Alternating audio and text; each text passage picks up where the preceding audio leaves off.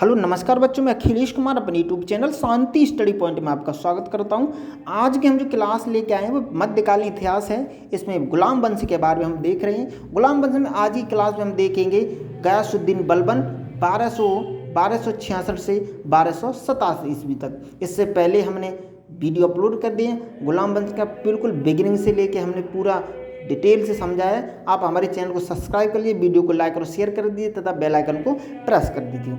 गयासुद्दीन बलबन 1266 से 1287 ईस्वी। यह एक सेकंड पेन ले लूँ, ठीक है। देखिए गयासुद्दीन बलबन 1266 से 1287 ईस्वी तक रहता, 65 नहीं 87 है। यह गुलाम वंश का 9वां सुल्तान है। इसने 1266 से 1287 तक शासन किया था। बलबन इल्तुतमिश का गुलाम था। बलबन अब देखो कितना क्रम से चला है। कुतुबुद्दीन ऐबक देखो गौरी का गुलाम था, गौरी का गुलाम कुतुबुद्दीन ऐबक, कुतुबुद्दीन ऐबक का गुलाम इल्तुतमिश और इल्तुतमिश का गुलाम बलबन। देखना कुतुबुद्दीन ऐबक ने अपनी पुत्री का विवाह इल्तुतमिश से किया, इल्तुतमिश ने अपनी पुत्री का विवाह बलबन से किया।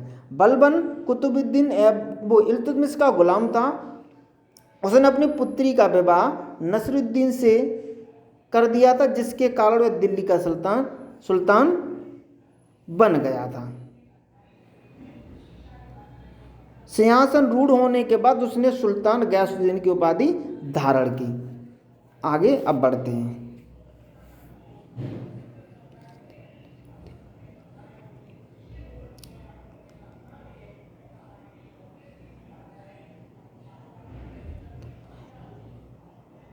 इसके सुल्तान बनने पर दरबारी अमीरों ने जब विद्रोह किया तो बलबन ने इन्हें कुचल दिया।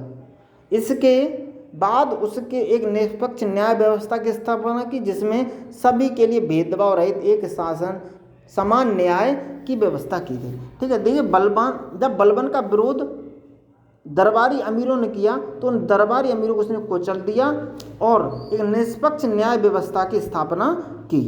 बलबन के राजत्व का सिद्धांत,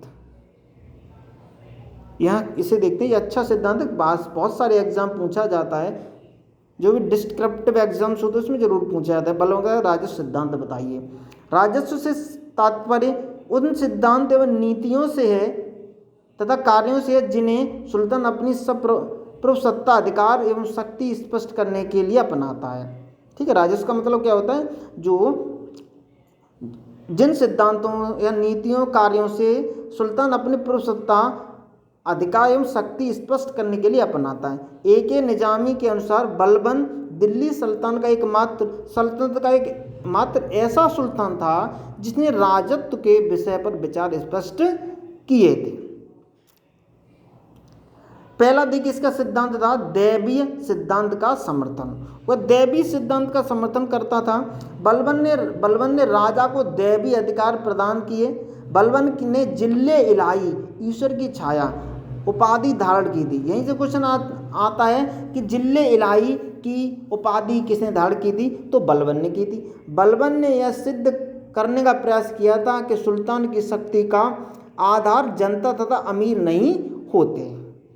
आगे है शाही वंशज होने का दावा। उसने एक दावा और किया। उसने स्वयं को फिरदौसी के सहनामे में वर्णित अफर सियाबात वंशज का बताया तथा कुलीनता का विशेष बल दिया। मतलब जो कुलीन व्यवस्था है उसका बहुत ज़्यादा ही अनुयायी था। बलबन का प्रसिद्ध कथन था, ये अच्छा ध्यान सुनना, जब भी मैं किसी निम्न कुल के व्यक्ति को देखता हूं तो अत्यंत क्रुद्ध होकर मेरा हाथ तलवार पर चला जाता है। इसका एक सिद्धांत है। ईरानी आदर्शों का एवं परंपराओं का पालन करता था। सुल्तान बलबन ने दरबारी वैभव की स्थापना, आगे बढ़ते तब पढ़ते हैं। सुल्तान बलबन ने दरबारी वैभव की स्थापना को समस्त कार्यों में महत्वपूर्ण साझा किया। उसने दरबार में ईरानी आदर्शों को स्थापित किया। सिजदा और पाबोस, बस यहीं से क्वेश्चन आता है, सिजदा और पाबोस प्रथा शुरू की। उसने ईरानी त्यौहार नौरोज मनाना आरंभ किया। सिजदा प्रथा किसने शुरू की थी? बलबन ने। पाबोस प्रथा किसने शुरू की थी? बलबन ने। नौरोज त्यौहार किसने मनाना शुरू किया था? बलबन ने। नौरोज कहाँ का त्यौहार था? ईरान का त्यौहार था। ठीक है, प्रारंभ ये 3 चीजें इसने शुरू की थी। 40 दल का विघटन, क्योंकि 40 दल से निकला व्यक्ति था ये, तो जहां से ये निकला उसका ही गठन समाप्त कर दिया, उसको बिल्कुल विघटित कर दिया। बलबन के पूर्व 40 दल के रूप में अमीर वर्ग संगठित और शक्तिशाली थे, जिससे वह अपनी निरंकुशता को स्थापित करने में कठिनाई महसूस करता था। ठीक है, इसने इसलिए उस गठन का खंडन कर दिया। कठिनाई अनुभव करता था। 40 दल को विघटित करने के लिए बलबन ने सर्वप्रथम निम्न कोटि के तुर्कों को महत्वपूर्ण पदों पर नियुक्त कर दिया। मतलब जो निम्न कोटि के तुर्क थे उनको उच्च कोटि के पद दे दिए, तो जो सरदार थे वो इनसे क्या हो गए, जो 40 दल इनके विरोध में आ गया और उसका विघटन कर दिया गया। बलबन ने 40 दल के सदस्यों को बराबरी से कुशासन के आधार पर या बारी बारी से कुशासन के आधार पर जनता के समक्ष कमजोर करने की कोशिश की, और जहाँ तक नीति के काम न चल सका वहाँ उन्हें हत्या का सहारा लिया और उनको उसने अपने चचेरे भाई को तक नहीं छोड़ा इस पूरे काम के लिए, कि उसका भाई भी इसमें था, तो इसने अपने चचेरे भाई की भी हत्या निर्ममतापूर्वक 40 दल का पूर्ण रूप से दमन कर दिया। ठीक है, उस 40 दल में से ये व्यक्ति निकला था बलबन, इसीलिए इसने उस 40 दल का गठन समाप्त कर दिया। उसमें अपने भाई शेर खां तक की हत्या कर दी गई। चलिए आगे बढ़ते हैं। गुप्तचर विभाग का गठन, उसने गठन किया गुप्तचर विभाग का। किसका? बलबन की शासन व्यवस्था के सुचारू संचालन के लिए गुप्तचर विभाग कार्य सर्वाधिक जिम्मेदार था। बलबन ने प्रत्येक सरकारी विभाग, प्रत्येक प्रांत, प्रत्येक जिले गुप्तचर अधिकारियों की नियुक्ति की। गुप्तचरों की कार्य प्रणाली पर भी निगरानी रखी जाती थी। गुप्तचरों को अच्छे वेतन दिए जाते तथा उन्हें गवर्नरों तथा सेना नायकों की अधीनता से मुक्त रखा जाता था। इतने सारे गुप्तचरों के बारे में ये विवरण है। आगे बढ़ते हैं।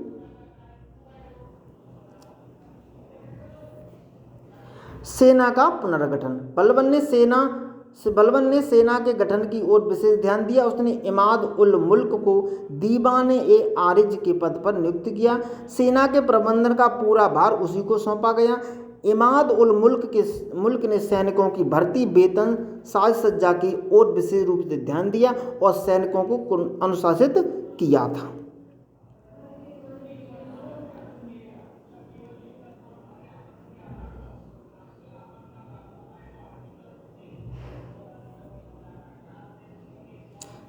आगे देखिए, उसने अनुशासित किया तथा सेना की शक्तिशाली बनाया। बलबन ने इस बात को अच्छी तरह समझ लिया कि सल्तनत की वास्तविक शक्ति सैनिकों में ही निहित है। उसके समय अयोग्य एवं निर्बल सैनिकों को सेवा से मुक्त कर दिया गया और युवाओं को सेना में भर्ती किया गया। यहाँ तक सेना से संबंधित उसके कार्य हैं। अब देखते हैं विद्रोह का दमन।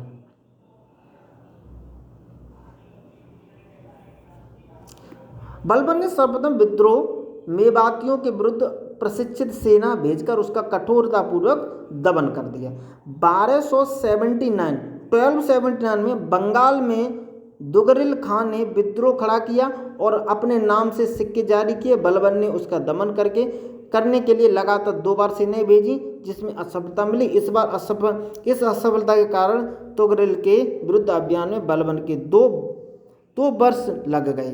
ठीक है, उसे दमन करने में 2 वर्ष लग गए, क्योंकि तुगरिल युद्ध करने से बच रहा था और तुगरिल इस उम्मीद में था कि बलबन थककर दिल्ली लौट जाएगा। लेकिन कुछ बंजारों की सूचना पाकर बलबन की सेना ने तुगरिल को दबोच लिया और उसकी हत्या कर दी गई। ठीक है, अब देखिए न्याय व्यवस्था के बारे में देख लेते हैं। बलबन की न्याय व्यवस्था कठोर तथा गैर पक्षपातपूर्ण थी। अपराधियों को वह बर्बरतापूर्वक दंड देता था सुल्तान प्रमुख अपराधों से संबंधित मामलों का न्याय एवं स्वयं करता था। उसकी शासन व्यवस्था आधार रक्त एवं लौ नीति थी, जिसके आधार पर विद्रोही व्यक्ति की हत्या कर उसकी स्त्री एवं बच्चों को दास बना लिया जाता था। ये रक्त और लौ नीति किसने शुरू की थी? तो बलबन ने शुरू की थी। अब आगे बढ़ जाते हैं बलबन की मृत्यु के बारे में।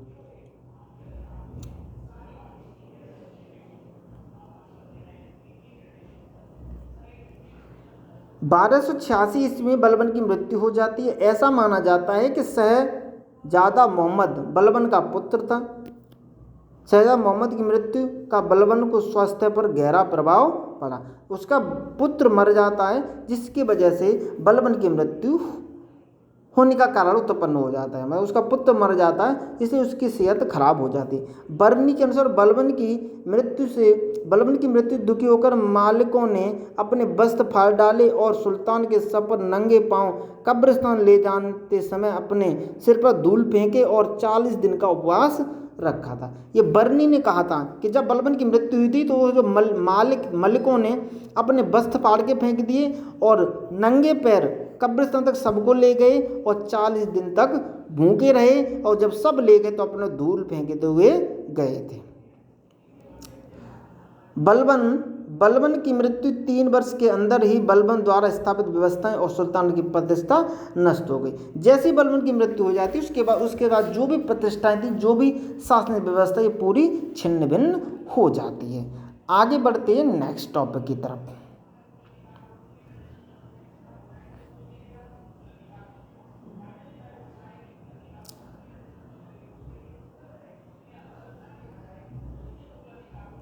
बलबन का उत्तराधिकारी। बलबन दिल्ली सल्तनत के निर्माता शासकों में से एक था। उसने सल्तनत को स्थायित्व प्रदान किया तथा आंतरिक प्रशासन की व्यवस्था की, परंतु अपने उत्तराधिकारियों के लिए कुछ न कर सका। लेकिन जो उसके उत्तराधिकारी थे उसके लिए कुछ नहीं किया। उसके जीवन काल में ही युवराज शहजादा मोहम्मद ही की मंगोलों से युद्ध करते मृत्यु हो गई और दूसरे पुत्र बुगरा खां की सुल्तान पद से उदासीनता के कारण अपनी मृत्यु के पूर्व ही शहजादा मोहम्मद, देखो उसके जीवन काल में युवराज शहजादा की मृत्यु हो जाती है, मंगोलों के युद्ध करते करते वो मर जाता है। दूसरे पुत्र बुगरा खां की सुल्तान पद से उदासीनता के कारण अपनी मृत्यु के पूर्व उसने शहजादा मोहम्मद उदासीनता के कारण अपनी मृत्यु के पूर्व उसने शहजादा मोहम्मद के पुत्र कैखु सरू को अपना उत्तराधिकारी नियुक्त किया। अब ये जो उसका पुत्र था बलबन का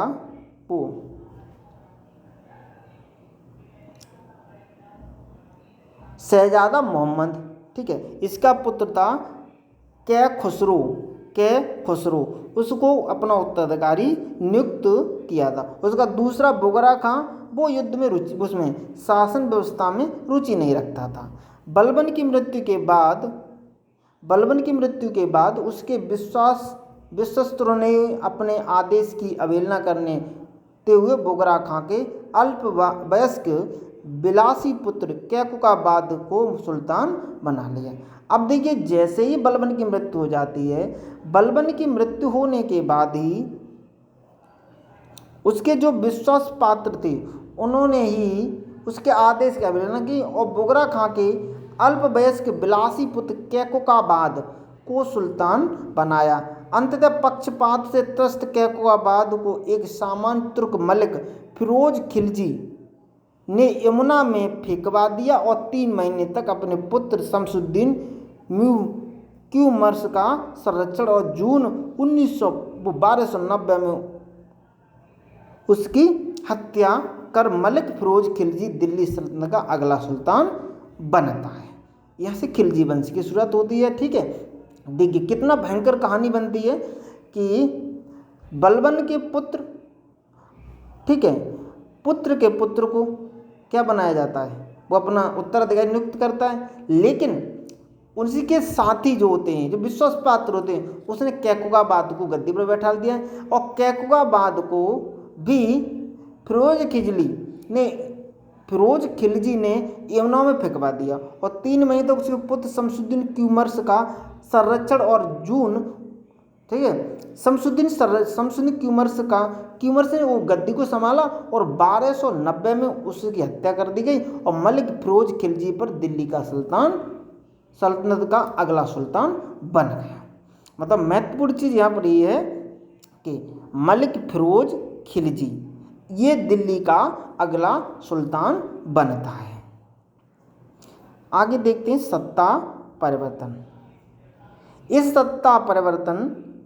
इस सत्ता परिवर्तन के साथ ही ममलूक या गुलाम वंश का अंत हो गया और दिल्ली सल्तनत पर अब कुल मिला के खिलजियों का शासन स्थापित हो जाता है। तो यहाँ तक हमने देखा गुलाम वंश।